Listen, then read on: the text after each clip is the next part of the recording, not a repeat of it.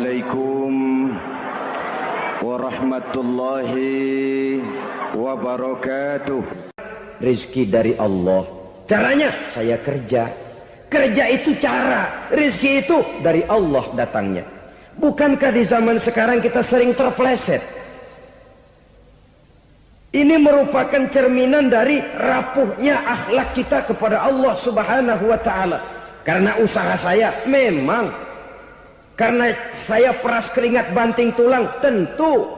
Tapi sadarkah kita bahwa sepanjang yang bisa kita lakukan cuma berusaha, peras keringat banting tulang, pergi pagi pulang sore. Tapi bisakah kita memastikan hasil usaha kita? Apalagi yang paling dekat, misalnya saja yang sungguh-sungguh di luar jangkauan kemampuan kita, soal rizki, soal jodoh, soal maut. Kitakah yang mengatur? Kitakah yang menentukan? Subhanallah. Manusia sungguh tidak berdaya menghadapi 3 hal paling pokok ini. Rezeki, kita cuma bekerja. Kitakah yang menentukan? Tidak. Kita berusaha saja, rezeki belum pasti dapat. Apalagi kalau kita tidak berusaha. Jangan terjebak dalam fatalisme. Belum perang udah nyerah. Emang dasar rezeki datangnya dari Tuhan, gak usah kerja, dan ntar juga kalau dia datang. Dari mana datangnya? Kerja saja belum tentu dapat rezeki, apalagi kalau tidak kerja. Yang jelas usaha perlu kepastian, itu urusan Allah. Ini akhlak kepada Allah Subhanahu wa ta'ala. Jodoh juga begitu. Kita berusaha, kita berupaya, Allah menghendaki lain jadinya. Maut juga begitu. Siapa sih yang pengen ngadepi maut? Siapa sih yang pengen mati? Siapa sih yang pengen ketemu malaikat Israel? Tidak seorang pun kalau ditanya, kecuali mereka yang putus asa ya. Kalau otaknya masih normal, mau mati mesti belakangan dulu udah dikit. Tapi yang satu itu saudara, kalau dia sudah datang, tenaga mana yang bisa menolak? Kalau dia sudah berkunjung, kekuatan mana yang bisa menghindar? Kalau dia sudah ingin bertemu, kemana kita bisa melarikan diri? Manusia sepanjang yang dia lakukan hanya berusaha, tapi kepastian, ketentuan dari Allah Subhanahu wa ta'ala. Orang yang kufur nikmat, nutupin Allah. Dia merasa rezekinya adalah mutlak peras keringatnya. Seolah-olah Allah nggak punya peranan apa-apa di situ. Oh, ini kan saya bisa rumah begini karena saya kerja keras. Oh, ini mobil saya begini saya kerja keras. Peras keringat banting tulang keras.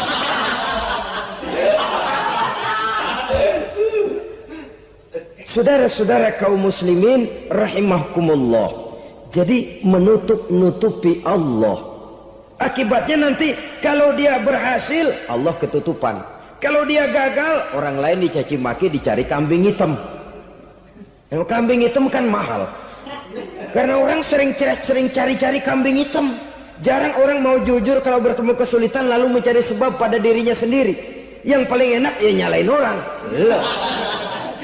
Lo begitu. Orang lain yang paling enak kita salahin. Au ya'malu fi mukhalafatil mun'im, atau dia melakukan sesuatu yang tidak sesuai dengan kehendak yang memberikannya nikmat. Diberikan kita tangan, mulut sih nggak berhenti, terima kasih Tuhan, alhamdulillah saya dikasih tangan. Cuma nih tangan enteng mat nabokin orang mulu. Itu sudah mukhalafatul mun'im, bertentangan dengan kehendak yang memberikan nikmat. Diberikan harta, mulutnya mah basah, terima kasih Tuhan, alhamdulillah dikasih harta, tapi pelitnya minta ampun,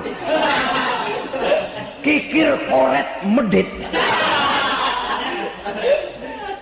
Ini juga termasuk kufur nikmat, mempergunakan suatu nikmat bertentangan dengan kehendak daripada yang memberikan nikmat itu sendiri.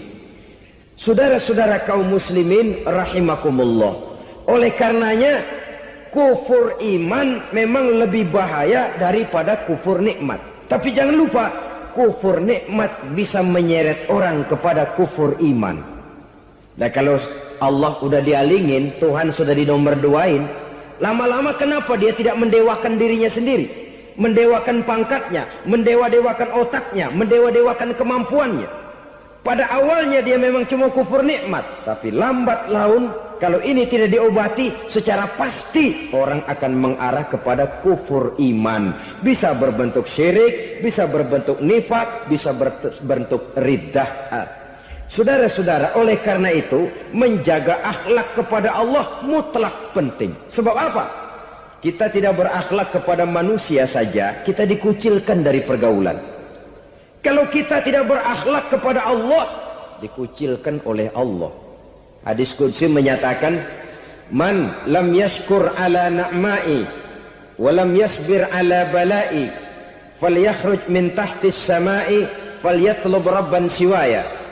Kata Allah, siapa orang yang tidak mau bersyukur terhadap nikmat yang aku berikan kepadanya dan tidak mau sabar terhadap ujian yang aku berikan kepadanya, falyakhruj min tahtis samai, persilakan saja keluar dari kolong langitku, waliyatlub rabban siwaya, tolong cari Tuhan lain selain daripada aku. Murka Allah, diusir, cuman gak kedengeran aja. Siapa yang tidak mau syukur terhadap nikmatku, siapa yang tidak mau sabar terhadap ujian yang aku berikan kepadanya, persilakan keluar dari kolong langitku ini, cari Tuhan lain selain aku.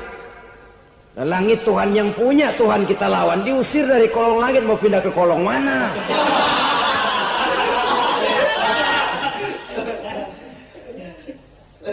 Jadi jangan merasa kufur nikmat kan enteng. Iya, kelihatannya begitu, tidak sebahaya kufur iman. Tapi kufur nikmat ini merupakan anak tangga yang kalau kita sudah mulai naik, kita akan naik terus sampai kepada tingkat di mana kita mengalami kufur iman. Kalau sudah ke sana, maka akhlak kita kepada Allah terkenalah erosi, terkena polusi, hancur akhlak kepada Allah, dan itulah sumber kesengsaraan abadi. Kalau cuma kita tidak berakhlak kepada manusia, barangkali resikonya cuma kehidupan di dunia ini. Mungkin juga ada kehidupan akhirat. Tapi kalau sudah tidak berakhlak kepada Allah, dunia akhirat kita rugi dan celaka. Maka pada kesempatan ini saya mengajak, marilah jaga baik-baik akhlak kita kepada Allah. Satu kali kita bertauhid, sampai mati kita bertauhid. Satu kali la ilaha illallah, jangan tergelincir lagi kita keluar daripada kalimat itu. Satu kali kita bertuhankan Allah, jangan bertuhan yang lain selain daripada Allah. Jangan sekutukan Allah, jangan samakan Allah dengan sesuatu, jangan mengangkat yang lain sama agungnya dengan Allah. Sebab dengan demikian kita seolah-olah sudah mengotori akhlak kita kepada Allah Subhanahu wa ta'ala. Ini berat, saudara-saudara. Ini tidak ringan. Kadang-kadang saya katakan tadi, masalah ekonomi, kadang-kadang persaingan hidup yang makin tajam, di tengah lapangan kerja yang makin sulit, di tengah orang banyak potong kompas. Kalau berpatokan kepada nilai tauhid, la ilaha illallah, tidak ada Tuhan selain Allah, maka saya tidak akan takut kecuali hanya kepada Allah. Saya tidak akan menggantungkan hidup kecuali hanya kepada Allah. Saya tidak akan minta rezeki kecuali hanya kepada Allah. Kadang-kadang situasi yang nekat membuat kita kehilangan keseimbangan, kehilangan pertimbangan, picik pandangan. Akibatnya kita merusak akhlak kepada Allah Subhanahu wa ta'ala. Ironinya kan orang sekarang kalau ditanya, lu nyolong ya? Iya. Kok berani? Emang. Lu nggak tahu Tuhan lihat? Tahu. Kok nyolong juga? Biarin. Kalau Tuhan mah lihat, jangan gak ribut. Enggak ribut katanya. Kalau orang lihat, 2 orang saja tahu, geger kelurahan.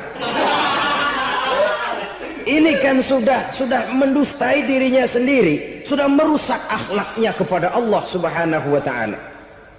Tuhan gak ribut katanya. Saudara hadirin yang saya hormati, jadi oleh karenanya akhlak kita kepada Allah merupakan basis daripada kehidupan beragama.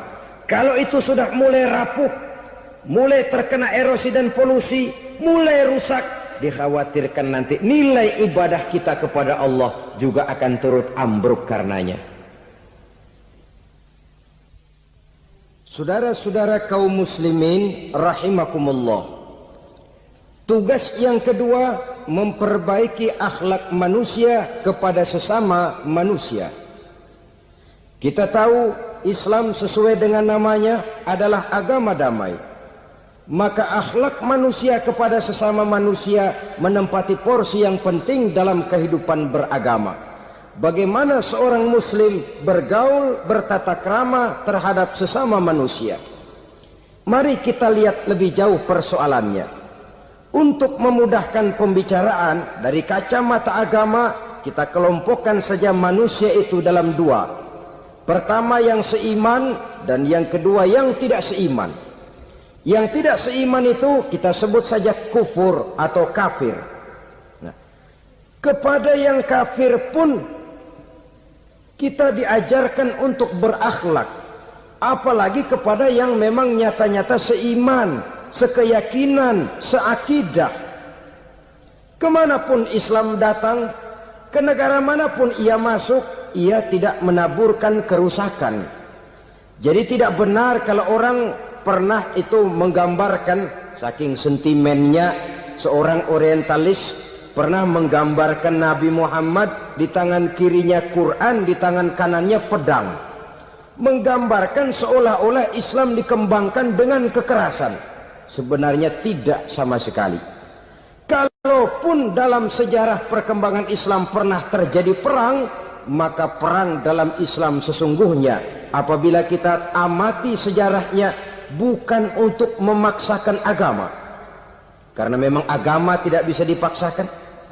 Tetapi justru untuk mempertahankan agama dari segala macam hambatan, rintangan, hinaan dan fitnahan.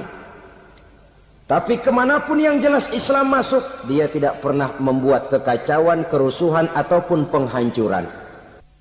Candi Prambanan bahkan dipugar, gereja-gereja tidak ada yang dihancurkan oleh umat Islam. Kenapa? Islam agama damai.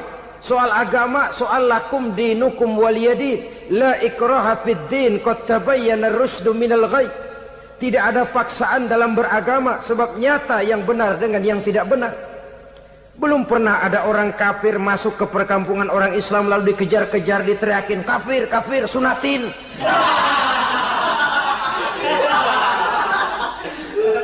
Belum pernah. Kenapa? Islam menghormati orang lain agama. Nah, yang kafir ini macam-macam, saudara. Ada kafir harbi. Nah, ini kafir kerok. Ini kafir yang nyata-nyata memproklamirkan permusuhan kepada umat Islam. Nyata-nyata mengganggu ketenangan umat Islam. Kafir yang seperti ini yang boleh diperangi. Misalnya kita mau sembahyang Jumat dijagain, nggak boleh sembahyang Jumat, getok palanya. Kafir harbi artinya tantangan perang datang dari mereka, bukan kita yang mulai, mereka yang buka front. Prinsipnya umat Islam tidak boleh mencari-cari musuh, tapi pun tidak boleh lari kalau ketemu musuh. Musuh jangan dicari, ketemu jangan lari. Karena itu kesan seolah-olah umat Islam ini teroris, umat Islam ini destroyer, umat Islam ini sering menimbulkan keonaran, kerusakan. Sungguh satu fitnahan yang sangat keji. Umat Islam adalah umat yang cinta damai. Islam di masa perkembangannya masuki Eropa melalui Selat Gibraltar, Jabal Tariq, memasuki Spanyol. Islam tidak pernah meruntuhkan gereja. Islam tidak pernah membunuh orang-orang Nasrani. Bahkan Islam mewariskan peradaban dan kebudayaan yang begitu tinggi nilainya di bidang ilmu pengetahuan. Sampai ketika itu Barat banyak mengkaji ilmu pengetahuan dari dunia Islam. Buku-buku berbahasa Arab diterjemahkan ke bahasa Yunani, dipelajari oleh para cendekiawan di negeri Barat sana. Mereka mengambil manfaat yang banyak dari masuknya Islam ke Eropa. Sementara gereja tetap berdiri dengan megahnya, kuil-kuil tempat peribadatan tidak satupun yang diusik-usik. Kenapa? Islam agama yang cinta damai. Asal dia tidak diganggu, asal kehormatannya tidak dihinakan. Jadi kafir harbi, kafir yang nyata-nyata nantang perang, ngajak berkelahi, itu kafir yang nyari penyakit. Kafir harbi ini boleh diperangi dengan catatan mereka yang memang mulai. Yang kedua, kafir zimmi. Kafir zimmi, kafir yang hidup di tengah mayoritas muslim, tapi mereka mau hidup dengan aman, damai, tenang. Mereka wajib dilindungi. Bahkan Nabi pernah memberikan satu jaminan, man aza zimmiyan faqad azani. Siapa yang mengganggu orang kafir zimmi sama saja dengan mengganggu saya.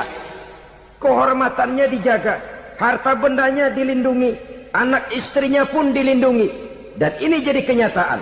Saudara bisa lihat di negara-negara yang mayoritas penduduknya beragama Islam, orang-orang kafir di luar Islam hidup dengan tenang, aman, damai. Di Saudi Arabia, di luar tanah haram, di luar Mekah dan Madinah, banyak orang-orang kafir mencari nafkah. Mereka tenang, aman, dilindungi undang-undang. Begitu di Mesir, begitu di negara Indonesia yang berdasarkan Pancasila ini.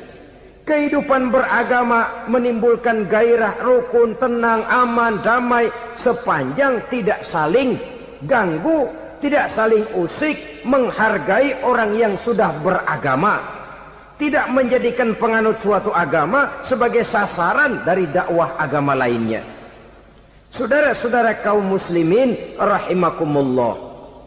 Jadi memang oleh Al-Quran kita dianjurkan asyidda 'alal kuffar ruhama bainahum. Tegas kepada orang kafir, kasih sayang kepada sesama muslim. Tapi tegas bukanlah berarti marah-marahan, bukan berarti musuh-musuhan, bukan ngajaki perang. Tegas dalam arti punya garis tentang kehidupan beragama, lakum dinukum waliyadin. Soal kehidupan sosial, mari kerjasama. Bangun jalan, ayo rame-rame. Siskamling, mari bebarengan. Bikin puskesmas, mari sama-sama. Tapi kalau sudah soal agama, itu tidak perlu ada toleransi agama. Yang perlu toleransi antar umat beragama. Kalau umatnya mau kerjasama silakan, tapi tidak menyangkut soal ibadah. Jangan kerjasama di bidang ibadah. Itu kerjasama yang salah pasang, saudara-saudara. Sehingga dengan demikian toleransi adalah menyangkut kehidupan antar umat beragama. Sedangkan agama sendiri punya kapling yang nyata.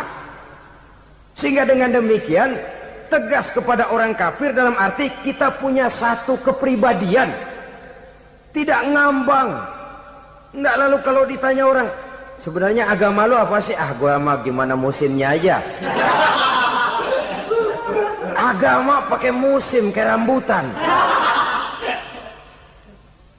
Akhirnya ya begitu, musim-musiman. Ke masjid kelihatan, ke gereja hayo, ke candi nongol, ke apa? Bingung malaikat bagaimana nyatetnya nih bocah ini. Di mana aja ada. Kita punya satu kepribadian. Saya muslim dan garis saya ini, lakum dinukum waliyadin. Bagi Tuhan persilakan agama Tuhan, bagi kami agama kami.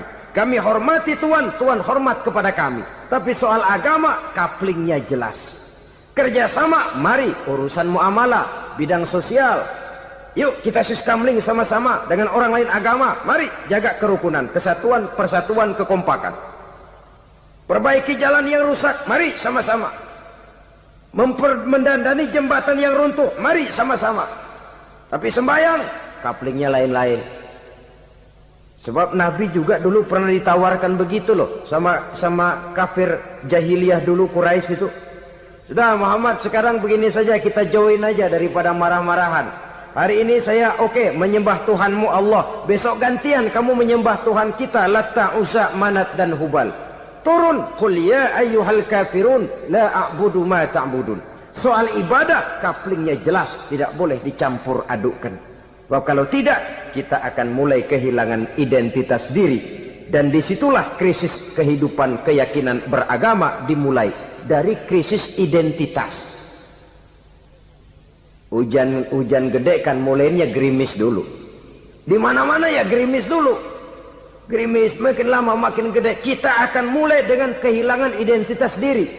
Dari sana nanti kita malu mengakui keislaman kita. Kalau orang Islam malu mengakui keislamannya, ini kan ironi, menyedihkan. Ngakui Islamnya saja malu, menonjolkan keislamannya malu, tidak ada rasa bangga beragama. Padahal ini modal dasar. Hanyalah dengan rasa bangga beragama kita lalu konsekuen. Bangga yang tidak konsekuen, wah pokoknya kan gua kan Islam, agama yang paling benar. Tapi hidupnya sendiri jauh dari tuntunan Islam. Itu bangga yang tidak beralasan, bangga yang tidak perlu dibanggakan sebenarnya. Kebanggaan yang membuat kita konsekuen dan dekat dengan kehidupan beragama. Rizki dari Allah. Caranya saya kerja. Kerja itu cara, rizki itu dari Allah datangnya.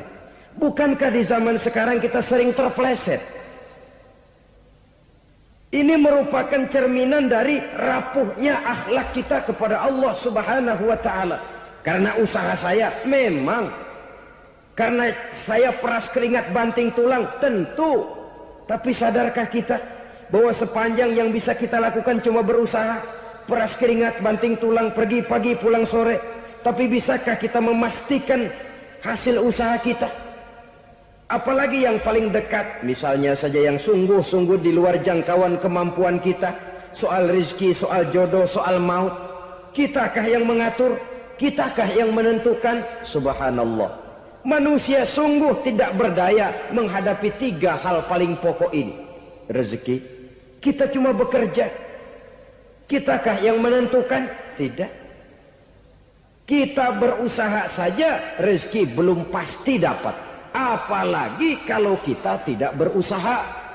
Jangan terjebak dalam fatalisme. Belum perang udah nyerah. Emang dasar rezeki datangnya dari Tuhan, gak usah kerja dan ntar juga kalau dia datang. Dari mana datangnya? Kerja saja belum tentu dapat rezeki. Apalagi kalau tidak kerja. Yang jelas usaha perlu kepastian, itu urusan Allah. Ini akhlak kepada Allah Subhanahu wa ta'ala. Jodoh juga begitu. Kita berusaha, kita berupaya, Allah menghendaki lain jadinya. Maut juga begitu. Siapa sih yang pengen ngadepi maut? Siapa sih yang pengen mati? Siapa sih yang pengen ketemu malaikat Israel? Tidak seorang pun kalau ditanya, kecuali mereka yang putus asa ya. Kalau otaknya masih normal, mau mati, mesti belakangan dulu udah dikit. Tapi yang satu itu saudara, kalau dia sudah datang, tenaga mana yang bisa menolak? Kalau dia sudah berkunjung, kekuatan mana yang bisa menghindar? Kalau dia sudah ingin bertemu, kemana kita bisa melarikan diri? Manusia sepanjang yang dia lakukan hanya berusaha, tapi kepastian, ketentuan dari Allah Subhanahu wa ta'ala. Orang yang kufur nikmat, nutupin Allah. Dia merasa rezekinya adalah mutlak peras keringatnya. Seolah-olah Allah nggak punya peranan apa-apa di situ. Oh, ini kan saya bisa rumah begini karena saya kerja keras. Oh, ini mobil saya begini saya kerja keras. Peras keringat, banting tulang, keras.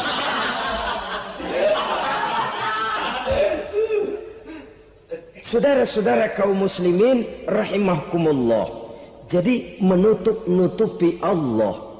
Akibatnya nanti kalau dia berhasil, Allah ketutupan. Kalau dia gagal, orang lain dicaci maki, dicari kambing hitam. Yang kambing hitam kan mahal. Karena orang sering cari-cari kambing hitam. Jarang orang mau jujur kalau bertemu kesulitan lalu mencari sebab pada dirinya sendiri. Yang paling enak ya nyalain orang. Lo begitu. Orang lain yang paling enak kita salahin. Au ya'malu fi mukhalafatil mun'im, atau dia melakukan sesuatu yang tidak sesuai dengan kehendak yang memberikannya nikmat. Diberikan kita tangan, Mulut sih nggak berhenti. Terima kasih Tuhan, alhamdulillah saya dikasih tangan. Cuma nih tangan enteng mak nabokin orang mulut. Itu sudah mukhalafatul mun'im, bertentangan dengan kehendak yang memberikan nikmat. Diberikan harta, mulutnya mah basah. Terima kasih Tuhan, alhamdulillah dikasih harta. Tapi pelitnya minta ampun. Kikir, koret, medit. Ini juga termasuk kufur nikmat, mempergunakan suatu nikmat bertentangan dengan kehendak daripada yang memberikan nikmat itu sendiri. Saudara-saudara kaum muslimin rahimakumullah, oleh karenanya kufur iman memang lebih bahaya daripada kufur nikmat. Tapi jangan lupa, kufur nikmat bisa menyeret orang kepada kufur iman.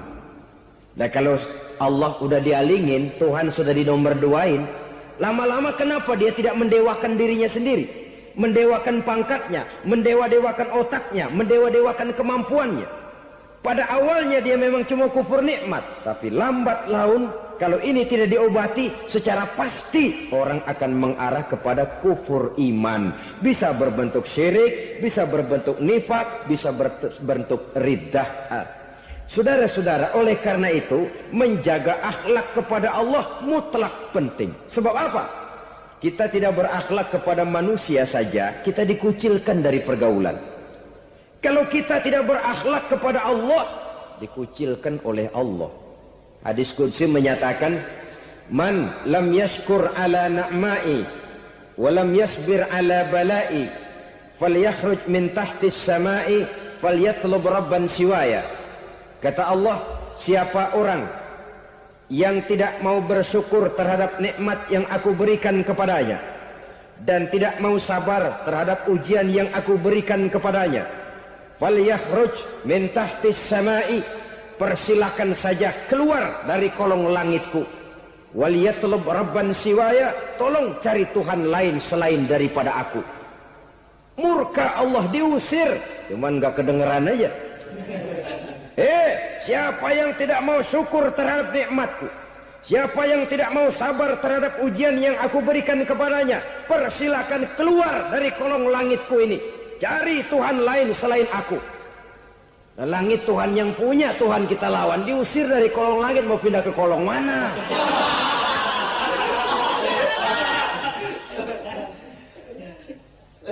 Jadi jangan merasa kufur nikmat kan enteng. Iya, kelihatannya begitu, tidak sebahaya kufur iman. Tapi kufur nikmat ini merupakan anak tangga yang kalau kita sudah mulai naik, kita akan naik terus sampai kepada tingkat di mana kita mengalami kufur iman.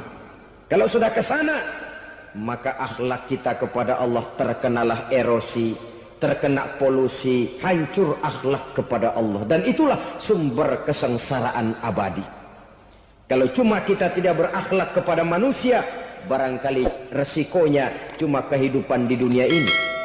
Mungkin juga ada kehidupan akhirat.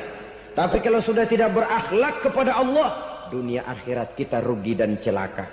Maka pada kesempatan ini saya mengajak, marilah jaga baik-baik akhlak kita kepada Allah. Satu kali kita bertauhid, sampai mati kita bertauhid. Satu kali la ilaha illallah, jangan tergelincir lagi kita keluar daripada kalimat itu. Satu kali kita bertuhankan Allah, jangan bertuhan yang lain selain daripada Allah. Jangan sekutukan Allah, jangan samakan Allah dengan sesuatu, jangan mengangkat yang lain sama agungnya dengan Allah. Sebab dengan demikian kita seolah-olah sudah mengotori akhlak kita kepada Allah Subhanahu wa ta'ala. Ini berat, saudara-saudara. Ini tidak ringan. Kadang-kadang saya katakan tadi, masalah ekonomi, kadang-kadang persaingan hidup yang makin tajam, di tengah lapangan kerja yang makin sulit, di tengah orang banyak potong kompas. Kalau berpatokan kepada nilai tauhid, la ilaha illallah, tidak ada Tuhan selain Allah, maka saya tidak akan takut kecuali hanya kepada Allah. Saya tidak akan menggantungkan hidup kecuali hanya kepada Allah. Saya tidak akan minta rezeki kecuali hanya kepada Allah. kadang-kadang situasi yang nekat membuat kita kehilangan keseimbangan, kehilangan pertimbangan, picik pandangan. Akibatnya kita merusak akhlak kepada Allah Subhanahu wa taala. Ironinya kan orang sekarang kalau ditanya, "Lu nyolong ya?" "Iya." "Kok berani?" "Emang." "Lu nggak tahu Tuhan lihat?" "Tahu." "Kok nyolong juga?" "Biarin." Kalau Tuhan mah lihat jaga gak ribut. Nggak ribut katanya. Kalau orang lihat, 2 orang saja tahu, geger kelurahan. Ini kan sudah mendustai dirinya sendiri, sudah merusak akhlaknya kepada Allah Subhanahu wa taala. Tuhan nggak ribut katanya. Saudara hadirin yang saya hormati, jadi oleh karenanya akhlak kita kepada Allah merupakan basis daripada kehidupan beragama. Kalau itu sudah mulai rapuh, mulai terkena erosi dan polusi, mulai rusak, dikhawatirkan nanti nilai ibadah kita kepada Allah juga akan turut ambruk karenanya. Saudara-saudara kaum muslimin rahimakumullah, tugas yang kedua memperbaiki akhlak manusia kepada sesama manusia. Kita tahu Islam sesuai dengan namanya adalah agama damai. Maka akhlak manusia kepada sesama manusia menempati porsi yang penting dalam kehidupan beragama. Bagaimana seorang muslim bergaul, bertata krama terhadap sesama manusia.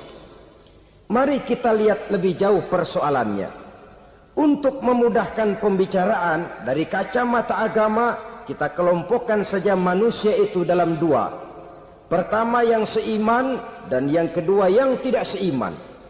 Yang tidak seiman itu kita sebut saja kufur atau kafir. Nah, kepada yang kafir pun kita diajarkan untuk berakhlak. Apalagi kepada yang memang nyata-nyata seiman, sekeyakinan, seakidah. Kemanapun Islam datang, ke negara manapun ia masuk, ia tidak menaburkan kerusakan. Jadi tidak benar kalau orang pernah itu menggambarkan, saking sentimennya seorang orientalis pernah menggambarkan Nabi Muhammad di tangan kirinya Quran, di tangan kanannya pedang. Menggambarkan seolah-olah Islam dikembangkan dengan kekerasan. Sebenarnya tidak sama sekali.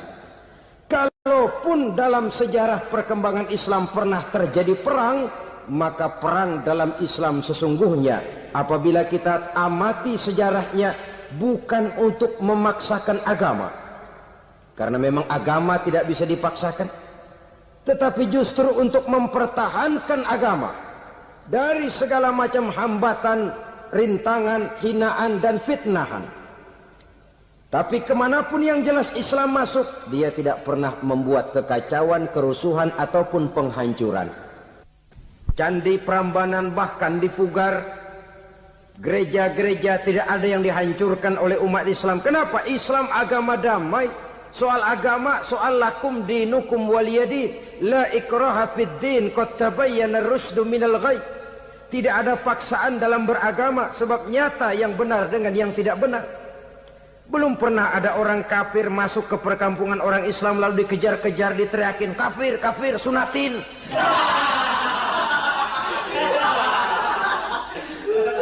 Belum pernah. Kenapa? Islam menghormati orang lain agama.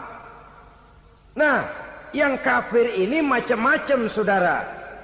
Ada kafir harbi. Nah, ini kafir kerok. Ini kafir yang nyata-nyata memproklamirkan permusuhan kepada umat Islam. Nyata-nyata mengganggu ketenangan umat Islam. Kafir yang seperti ini yang boleh diperangi.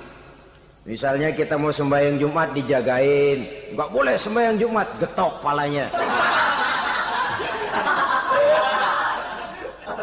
Kafir harbi artinya tantangan perang datang dari mereka, bukan kita yang mulai, mereka yang buka front.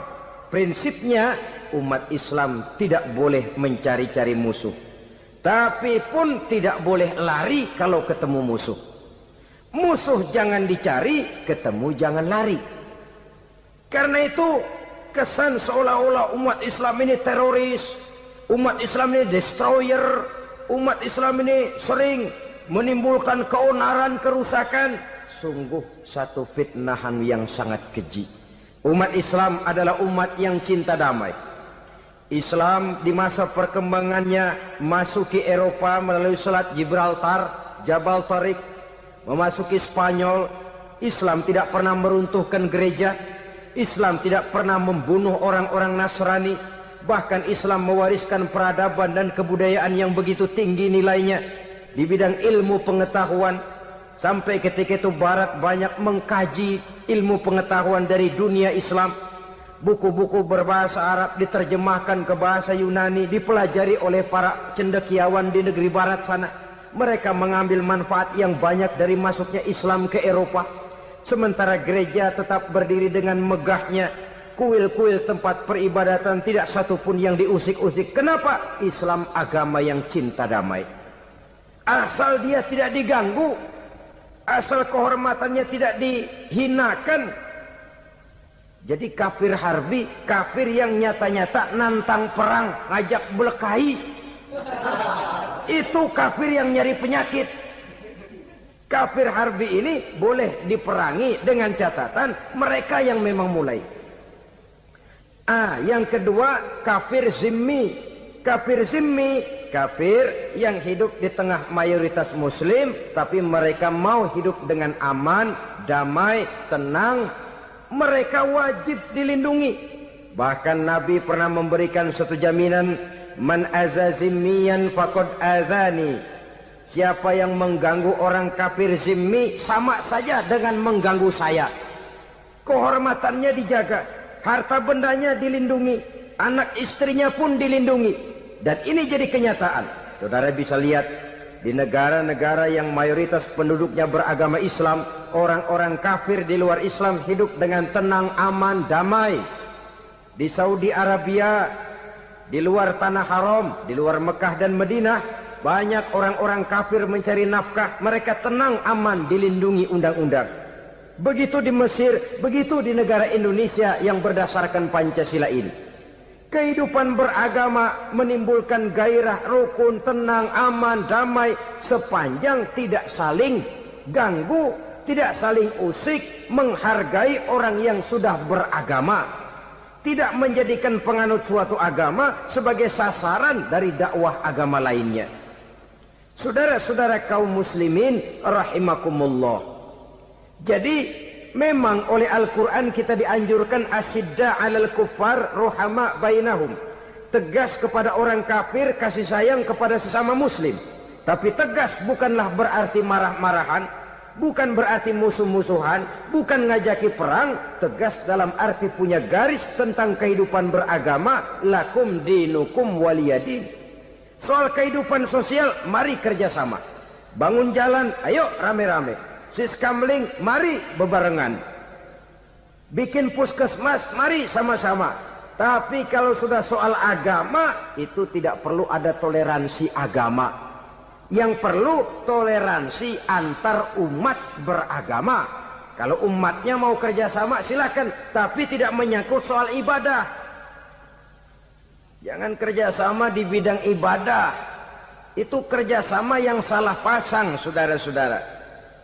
Sehingga dengan demikian, toleransi adalah menyangkut kehidupan antar umat beragama. Sedangkan agama sendiri punya coupling yang nyata.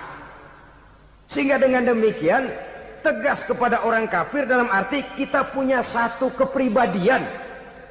Tidak ngambang. Enggak, lalu kalau ditanya orang, sebenarnya agama lu apa sih? Gua mah gimana musimnya aja. Agama pakai musim kayak rambutan. Akhirnya ya begitu, musim-musiman. Ke masjid kelihatan, ke gereja hayo, ke candi nongol, ke apa?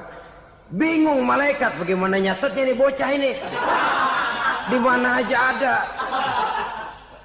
Kita punya satu kepribadian. Saya muslim dan garis saya ini, lakum dinukum waliyadin. Bagi Tuhan persilakan agama Tuhan, bagi kami agama kami. Kami hormati Tuhan, Tuhan hormat kepada kami. Tapi soal agama kaplingnya jelas. Kerjasama, mari urusan muamalah, bidang sosial.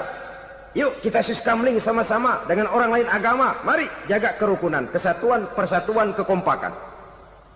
Perbaiki jalan yang rusak, mari sama-sama. Mendandani jembatan yang runtuh, mari sama-sama. Tapi sembahyang, kaplingnya lain-lain. Sebab Nabi juga dulu pernah ditawarkan begitu loh sama kafir jahiliyah dulu, Quraisy itu. Sudah Muhammad, sekarang begini saja, kita join aja daripada marah-marahan. Hari ini saya oke menyembah Tuhanmu Allah. Besok gantian kamu menyembah Tuhan kita Latta, Uzza, Manat dan Hubal. Turun, qul ya ayyuhal kafirun la a'budu ma ta'budun. Soal ibadah kaplingnya jelas, tidak boleh dicampur adukkan. Sebab kalau tidak, kita akan mulai kehilangan identitas diri. Dan disitulah krisis kehidupan keyakinan beragama dimulai. Dari krisis identitas. Hujan gede kan mulainya gerimis dulu. Di mana-mana ya gerimis dulu. Gerimis makin lama makin gede. Kita akan mulai dengan kehilangan identitas diri. Dari sana nanti kita malu mengakui keislaman kita. Kalau orang Islam malu mengakui keislamannya, ini kan ironi, menyedihkan. Ngakui Islamnya saja malu. Menonjolkan keislamannya malu. Tidak ada rasa bangga beragama. Padahal ini modal dasar. Hanyalah dengan rasa bangga beragama kita lalu konsekuen. Bukan bangga yang tidak konsekuen. Wah, pokoknya kan gua kan Islam. Agama yang paling benar. Tapi hidupnya sendiri jauh dari tuntunan Islam. Itu bangga yang tidak beralasan. Bangga yang tidak perlu dibanggakan sebenarnya. Kebanggaan yang membuat kita konsekuen dan dekat dengan kehidupan beragama. Rizki dari Allah. Caranya saya kerja. Kerja itu cara. Rizki itu dari Allah datangnya. Bukankah di zaman sekarang kita sering terpeleset? Ini merupakan cerminan dari rapuhnya akhlak kita kepada Allah Subhanahu wa ta'ala. Karena usaha saya memang, karena saya peras keringat banting tulang, tentu. Tapi sadarkah kita bahwa sepanjang yang bisa kita lakukan cuma berusaha, peras keringat banting tulang, pergi pagi pulang sore. Tapi bisakah kita memastikan hasil usaha kita? Apalagi yang paling dekat, misalnya saja yang sungguh-sungguh di luar jangkauan kemampuan kita.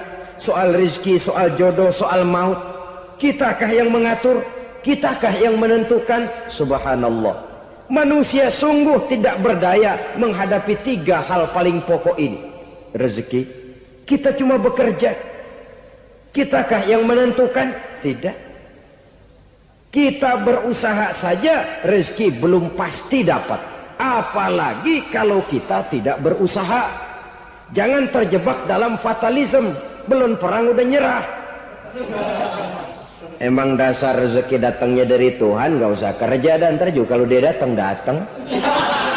Dari mana datangnya? Kerja saja belum tentu dapat rezeki, apalagi kalau tidak kerja. Yang jelas usaha perlu kepastian, itu urusan Allah. Ini akhlak kepada Allah Subhanahu wa ta'ala. Jodoh juga begitu. Kita berusaha, kita berupaya, Allah menghendaki lain jadinya. Maut juga begitu. Siapa sih yang pengen ngadepi maut? Siapa sih yang pengen mati?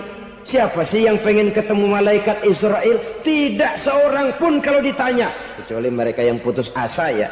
Kalau otaknya masih normal, mau mati, mesti belakangan dulu udah dikit. Tapi yang satu itu saudara, kalau dia sudah datang, tenaga mana yang bisa menolak? Kalau dia sudah berkunjung, kekuatan mana yang bisa menghindar? Kalau dia sudah ingin bertemu, kemana kita bisa melarikan diri? Manusia sepanjang yang dia lakukan hanya berusaha, tapi kepastian, ketentuan dari Allah Subhanahu wa ta'ala. Orang yang kufur nikmat, nutupin Allah. Dia merasa rezekinya adalah mutlak peras keringatnya. Seolah-olah Allah nggak punya peranan apa-apa di situ. Oh, ini kan Saya bisa rumah begini karena saya kerja keras. Oh, ini mobil saya begini saya kerja keras. Keras keringat, banting tulang, keras.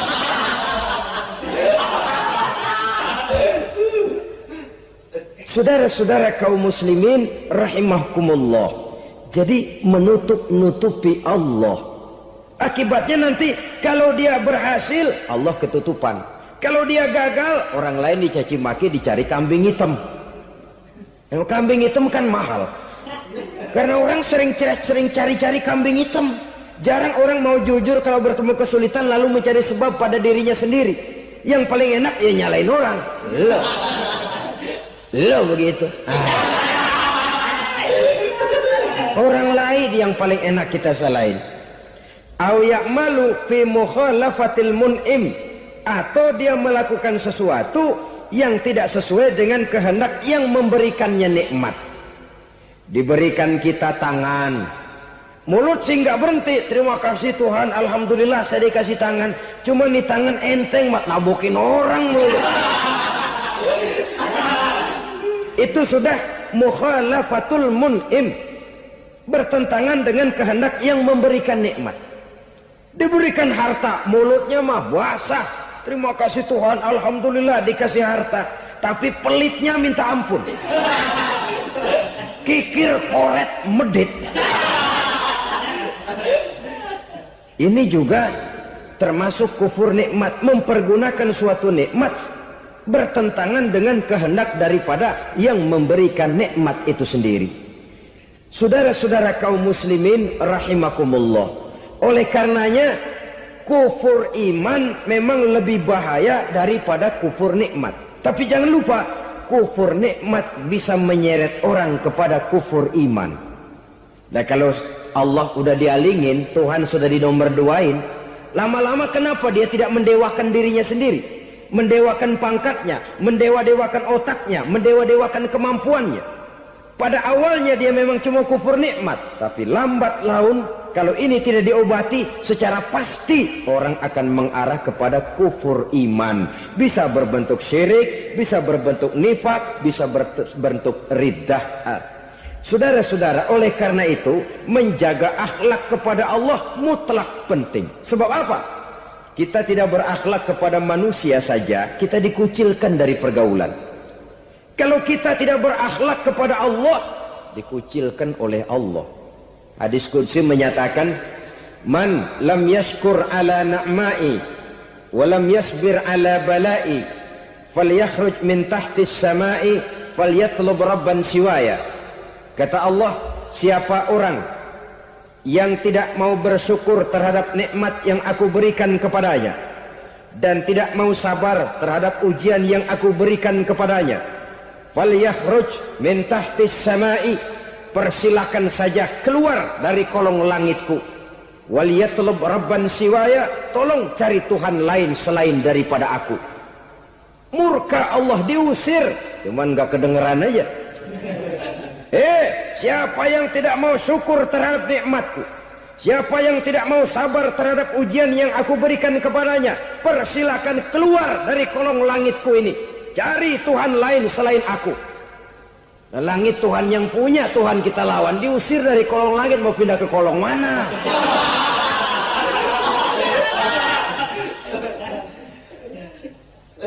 Jadi jangan merasa kufur nikmat kan enteng. Iya, kelihatannya begitu, tidak sebahaya kufur iman. Tapi kufur nikmat ini merupakan anak tangga yang kalau kita sudah mulai naik, kita akan naik terus sampai kepada tingkat di mana kita mengalami kufur iman. Kalau sudah ke sana, maka akhlak kita kepada Allah terkenalah erosi, terkena polusi, hancur akhlak kepada Allah, dan itulah sumber kesengsaraan abadi. Kalau cuma kita tidak berakhlak kepada manusia, barangkali resikonya cuma kehidupan di dunia ini. Mungkin juga ada kehidupan akhirat. Tapi kalau sudah tidak berakhlak kepada Allah, dunia akhirat kita rugi dan celaka. Maka pada kesempatan ini saya mengajak, marilah jaga baik-baik akhlak kita kepada Allah. Satu kali kita bertauhid, sampai mati kita bertauhid. Satu kali la ilaha illallah, jangan tergelincir lagi kita keluar daripada kalimat itu. Satu kali kita bertuhankan Allah, jangan bertuhan yang lain selain daripada Allah. Jangan sekutukan Allah. Jangan samakan Allah dengan sesuatu. Jangan mengangkat yang lain sama agungnya dengan Allah. Sebab dengan demikian kita seolah-olah sudah mengotori akhlak kita kepada Allah Subhanahu wa ta'ala. Ini berat, saudara-saudara. Ini tidak ringan. Kadang-kadang saya katakan tadi, masalah ekonomi, kadang-kadang persaingan hidup yang makin tajam, di tengah lapangan kerja yang makin sulit, di tengah orang banyak potong kompas. Kalau berpatokan kepada nilai tauhid, la ilaha illallah, tidak ada Tuhan selain Allah, maka saya tidak akan takut kecuali hanya kepada Allah. Saya tidak akan menggantungkan hidup kecuali hanya kepada Allah. Saya tidak akan minta rezeki kecuali hanya kepada Allah. Kadang-kadang situasi yang nekat membuat kita kehilangan keseimbangan, kehilangan pertimbangan, picik pandangan. Akibatnya kita merusak akhlak kepada Allah Subhanahu wa ta'ala. Ironinya kan orang sekarang kalau ditanya, lu nyolong ya? Iya. Kok berani? Emang. Lu nggak tahu Tuhan lihat? Tahu. Kok nyolong juga? Biarin. Kalau Tuhan mah lihat, jangan kagak ribut. Enggak ribut katanya. Kalau orang lihat, 2 orang saja tahu, geger kelurahan. Ini kan sudah mendustai dirinya sendiri, sudah merusak akhlaknya kepada Allah Subhanahu wa ta'ala. Tuhan enggak ribut katanya. Saudara hadirin yang saya hormati, jadi oleh karenanya akhlak kita kepada Allah merupakan basis daripada kehidupan beragama. Kalau itu sudah mulai rapuh, mulai terkena erosi dan polusi, mulai rusak, dikhawatirkan nanti nilai ibadah kita kepada Allah juga akan turut ambruk karenanya.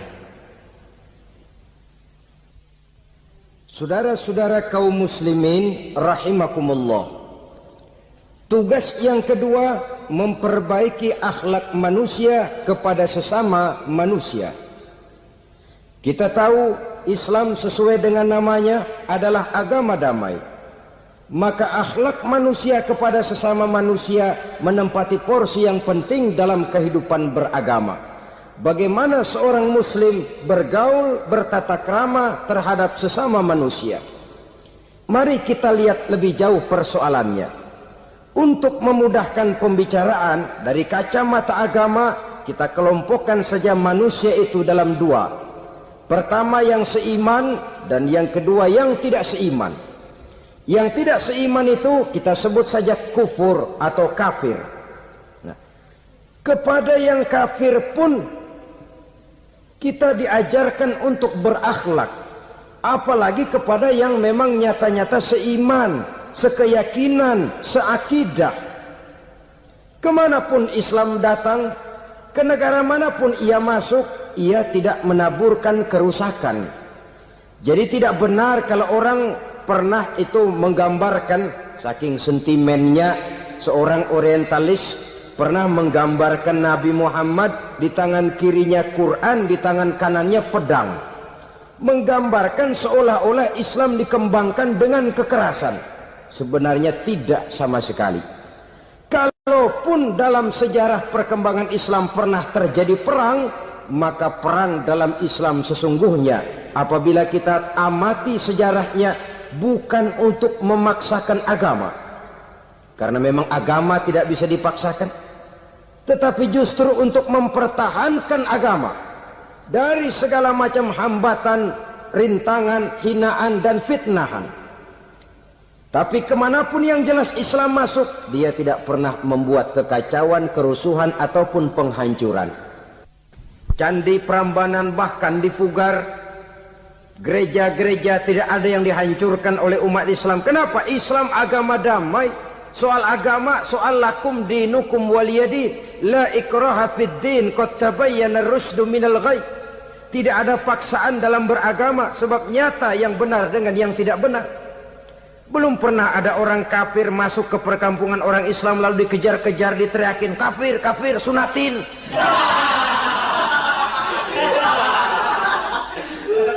Belum pernah. Kenapa? Islam menghormati orang lain agama.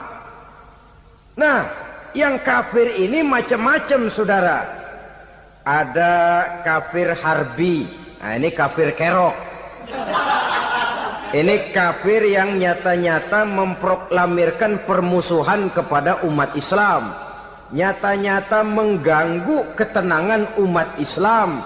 Kafir yang seperti ini yang boleh diperangi. Misalnya kita mau sembahyang Jumat dijagain, nggak boleh sembahyang Jumat, getok palanya. Kafir harbi artinya tantangan perang datang dari mereka, bukan kita yang mulai, mereka yang buka front. Prinsipnya umat Islam tidak boleh mencari-cari musuh, tapi pun tidak boleh lari kalau ketemu musuh. Musuh jangan dicari, ketemu jangan lari. Karena itu kesan seolah-olah umat Islam ini teroris, umat Islam ini destroyer, umat Islam ini sering menimbulkan keonaran, kerusakan. Sungguh satu fitnahan yang sangat keji. Umat Islam adalah umat yang cinta damai. Islam di masa perkembangannya masuki Eropa melalui Selat Gibraltar, Jabal Tariq, memasuki Spanyol. Islam tidak pernah meruntuhkan gereja. Islam tidak pernah membunuh orang-orang Nasrani. Bahkan Islam mewariskan peradaban dan kebudayaan yang begitu tinggi nilainya di bidang ilmu pengetahuan. Sampai ketika itu Barat banyak mengkaji ilmu pengetahuan dari dunia Islam. Buku-buku berbahasa Arab diterjemahkan ke bahasa Yunani, dipelajari oleh para cendekiawan di negeri Barat sana. Mereka mengambil manfaat yang banyak dari masuknya Islam ke Eropa. Sementara gereja tetap berdiri dengan megahnya. Kuil-kuil tempat peribadatan tidak satupun yang diusik-usik. Kenapa? Islam agama yang cinta damai. Asal dia tidak diganggu, asal kehormatannya tidak dihinakan. Jadi kafir harbi, kafir yang nyata-nyata nantang perang, ngajak berkelahi. Itu kafir yang nyari penyakit. Kafir harbi ini boleh diperangi dengan catatan mereka yang memang mulai. Yang kedua kafir zimmi. Kafir zimmi, kafir yang hidup di tengah mayoritas muslim, tapi mereka mau hidup dengan aman, damai, tenang. Mereka wajib dilindungi. Bahkan Nabi pernah memberikan satu jaminan, man aza zimmiyan faqad azani. Siapa yang mengganggu orang kafir zimmi sama saja dengan mengganggu saya. Kehormatannya dijaga, harta bendanya dilindungi, anak istrinya pun dilindungi. Dan ini jadi kenyataan. Saudara bisa lihat di negara-negara yang mayoritas penduduknya beragama Islam, orang-orang kafir di luar Islam hidup dengan tenang, aman, damai. Di Saudi Arabia, di luar tanah haram, di luar Mekah dan Madinah, banyak orang-orang kafir mencari nafkah. Mereka tenang, aman, dilindungi undang-undang. Begitu di Mesir, begitu di negara Indonesia yang berdasarkan Pancasila ini. Kehidupan beragama menimbulkan gairah, rukun, tenang, aman, damai, sepanjang tidak saling ganggu, tidak saling usik, menghargai orang yang sudah beragama, tidak menjadikan penganut suatu agama sebagai sasaran dari dakwah agama lainnya. Saudara-saudara kaum muslimin rahimakumullah. Jadi memang oleh Al-Quran kita dianjurkan asyidda 'alal kuffar ruhama bainahum. Tegas kepada orang kafir, kasih sayang kepada sesama muslim. Tapi tegas bukanlah berarti marah-marahan, bukan berarti musuh-musuhan, bukan ngajaki perang. Tegas dalam arti punya garis tentang kehidupan beragama, lakum dinukum waliyadin. Soal kehidupan sosial, mari kerjasama. Bangun jalan, ayo rame-rame. Siskamling, mari bebarengan. Bikin puskesmas, mari sama-sama. Tapi kalau sudah soal agama, itu tidak perlu ada toleransi agama. Yang perlu toleransi antar umat beragama. Kalau umatnya mau kerjasama silakan, tapi tidak menyangkut soal ibadah. Jangan kerjasama di bidang ibadah. Itu kerjasama yang salah pasang, saudara-saudara. Sehingga dengan demikian toleransi adalah menyangkut kehidupan antar umat beragama. Sedangkan agama sendiri punya coupling yang nyata. Sehingga dengan demikian tegas kepada orang kafir dalam arti kita punya satu kepribadian. Tidak ngambang. Enggak, lalu kalau ditanya orang, sebenarnya agama lu apa sih? Ah, gua mah gimana musimnya aja. Agama pakai musim kayak rambutan. Akhirnya ya begitu, musim-musiman. Ke masjid kelihatan, ke gereja hayo, ke candi nongol, ke apa? Bingung malaikat bagaimana nyatetnya nih bocah ini. Di mana aja ada. Kita punya satu kepribadian. Saya muslim dan garis saya ini, lakum dinukum waliyadin. Bagi Tuhan persilakan agama Tuhan.